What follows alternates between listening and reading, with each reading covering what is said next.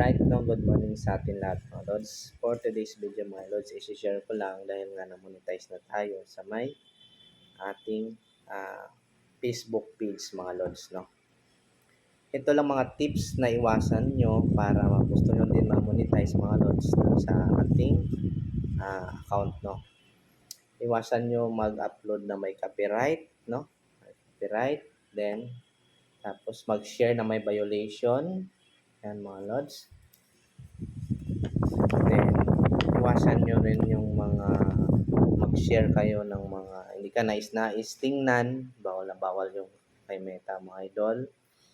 Then, iwasan nyo rin yung mga magmumura. Yung nagmumura ka doon, iwasan mo din yun. Kasi tinatranslate ni Meta yun. Nalalaman niya, no? Bawal na bawal yung mga bad words, ganyan.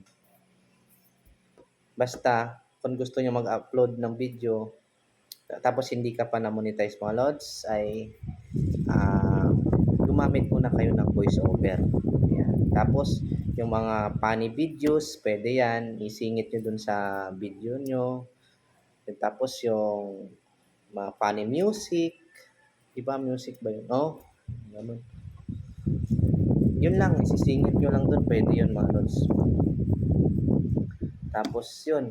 Basta original video lang i-upload nyo mga lods. Tapos, pag nag-upload kayo, kasi meron na tayong nasi-screening na ni Facebook kung may copyright, burahin nyo agad pag once na may nakalagay na copyright mga lods, para pareho tayo ma-monetize dito sa ating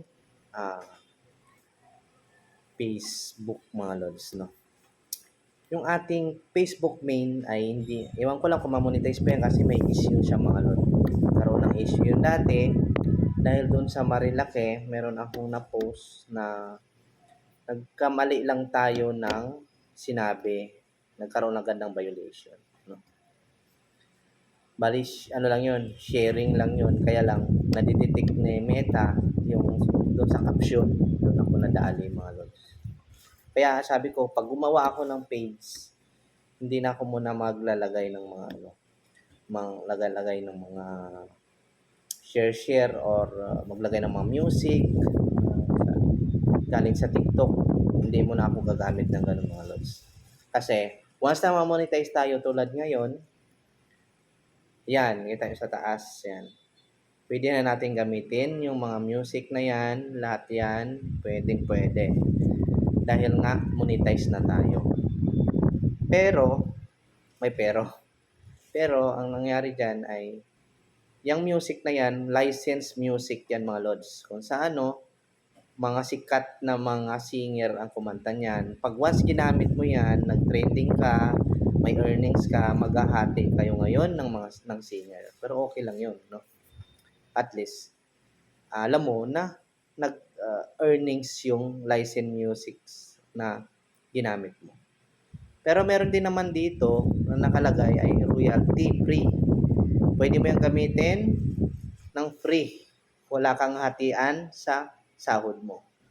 Alright mga lods, ganun.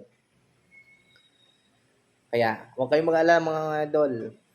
Pero may tips din ako. Kung gusto nyo talaga gumamit ng music, yung music na walang vocals, voice, yung mga instrumental, yun lang ang pwede nating gamitin. Kasi kung hindi pa kayo na-monetize, yun lang muna gamitin yung mga instrumental. Yan, pwede na yun. Alright, malods. At saka, hindi basihan ang pataasan ng followers para ma-monetize kayo, malods. Kundi, yung views talaga. At saka, dapat meron kayong trending videos or original mga ina-upload nyo. Yun lang, malods.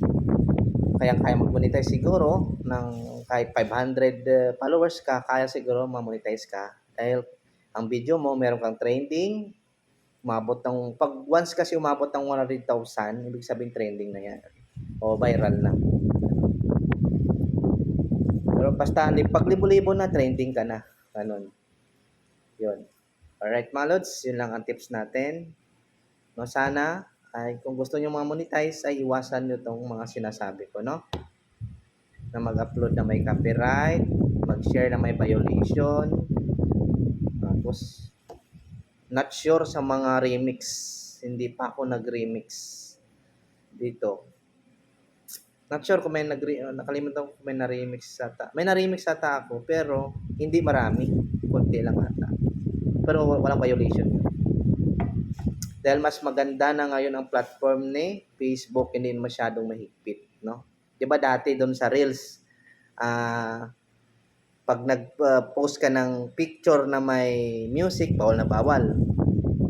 Pero sinasabi naman ni Meta na pwede, 'di ba? Kasi may suggestion 'yun. Nakalagay doon, 'di ba? Oh. Tapos putol-putol na video, hindi daw pwede. Hindi ako naniniwala doon na kasi nga once na mag-post ka dito, nagsasuggest si ano na ipo-post mo rin 'yan, 'di ba? Kasi nga meron earnings doon sa photos na 'yon. Kaya meron na ngayon, hindi na 'yan mahigpit ngayon mga lods, no? Iba na ang platform ngayon ni Meta o si Beta na humahawak niyan. Alright? Yun lang, iwasan nyo lang yung ganun.